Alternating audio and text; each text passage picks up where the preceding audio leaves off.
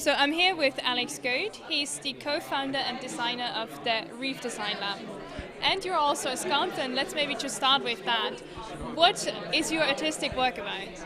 In what, sorry? Your artistic work, what is it about? Look, I think a lot of my artistic work is kind of just an excuse to sort of create without any sort of constraints or boundaries. So it's very indulgent for me, I suppose. But a lot of the sculpture work that I do does look at sort of. I'm really interested in, like the cellular makeup of marine organisms especially. So I do a lot of scuba diving and, we bring back a lot of specimens and dissect them. So I work a bit with my marine biologist co-founder and, it's sort of a learning, it's kind of a learning process for me as well. So, we photograph a lot of the sort of sponge specimens that we have in Melbourne and that sort of thing, and that inspires a lot of sculptural sort of work from that. And in your work at the Reef Design Lab, you focus on growth, but on the regrowth of ecosystems that have been hurt by damaged reefs. Could you explain that, and maybe also with the models you have behind you, show us? Yeah, sure. My final graduate project was a modular artificial reef structure, and basically I sort of designed the structure specifically for areas like the Philippines that have experienced a lot of dynamite fishing and that sort of thing. So when the reefs are completely wiped out, one of the biggest problems, especially when you have like fringing reefs, with increased sort of El Nino weather, so the increase of storms and that sort of thing, when you don't have those sort of fringing reefs from islands, those islands get, completely destroyed during storms because a reef acts as a natural barrier to waves and large weather. So the concept was to redevelop that sort of calcium carbonate sort of, limestone structure to redevelop reefs and help them restore quicker rather than, waiting for the coral to grow from the ground up. So the concept was to develop sort of a cellular system which would be lightweight but extremely strong, so really easy to implement. And we wanted to make it modular so that it could be easily installed by individuals. So especially in island communities, you don't have access to large cranes or barges. So it was really important for it to be, able to be installed by individual sort of small community groups. So that's why each unit sort of acts like Lego. So each unit is placed on the sea floor and then connected to the next to create this sort of this cellular structure. So it's also really important to point out that this is it's not trying to create, fake-looking coral or anything like that. It's just creating the skeletal structure to give coral the chance to actually grow on top of something so that they have better access to the sunlight, obviously, which they need to grow, and better access to, water currents, so more oxygen, that sort of thing. And then from that we then developed Reef Design Lab, where we've gone into doing sort of eco-engineering projects and a majority of other things. And what makes your method so much better than other regrowth methods? So other artificial reef, that's a good question. Other artificial reefs really haven't tried to innovate in any other way. A lot of the sort of, there's really been no innovation in the industry at all. So most artificial reefs are just simple sort of concrete units. So we're really, I think, the first company to really come up with something new. So it's not particularly hard to do that in an industry that hasn't embraced any innovation at all.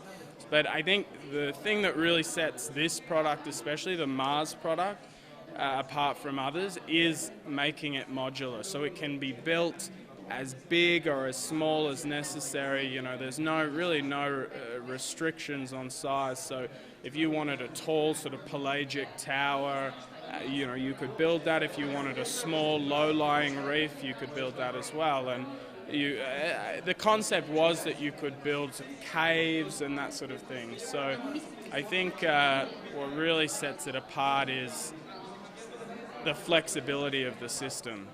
And how do you then actually build those modular structures? So the Mars units are made from a ceramic which is sort of like a food-grade ceramic, which is really similar to calcium carbonate in its chemical makeup.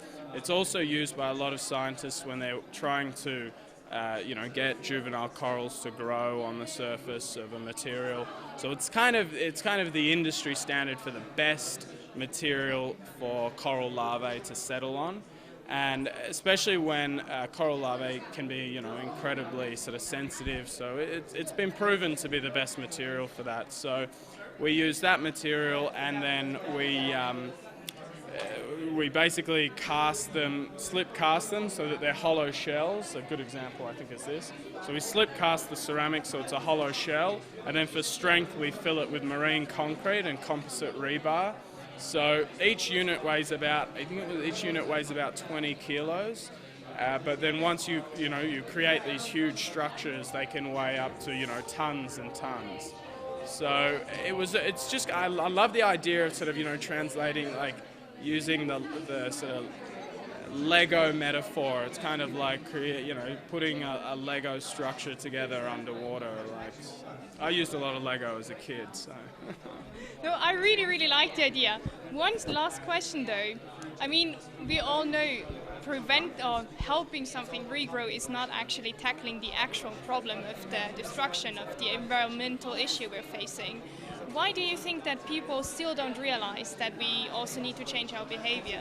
Yeah, absolutely. That's a really good point. And I should also stress that a lot of people, they do assume that something like this, an artificial reef, is the answer to restore coral reefs, and it's absolutely not. Not when we have an artificial reef can't protect against ocean acidification, warming temperatures, coral bleaching, agricultural runoff, El Nino weather.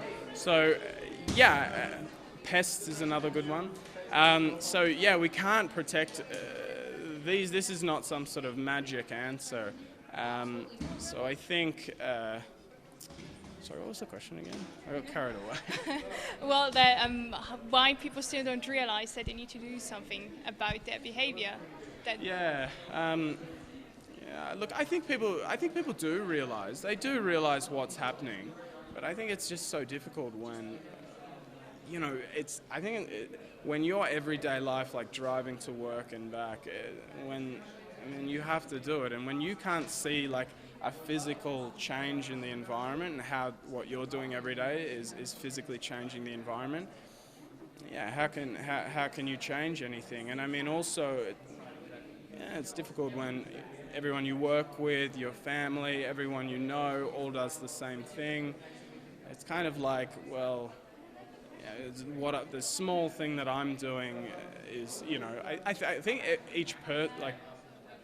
every single person individually sort of blame large companies like some of the transporters that we spoke to and that sort of thing. So I think people really just don't realise that their everyday actions contribute to it. I think people always blame the bigger polluters and that sort of thing. I think it depends. I also think it's sad because I do think some people just don't care. I know in Australia I speak to a lot of my friends, and even some of them, highly educated people, they still sort of don't.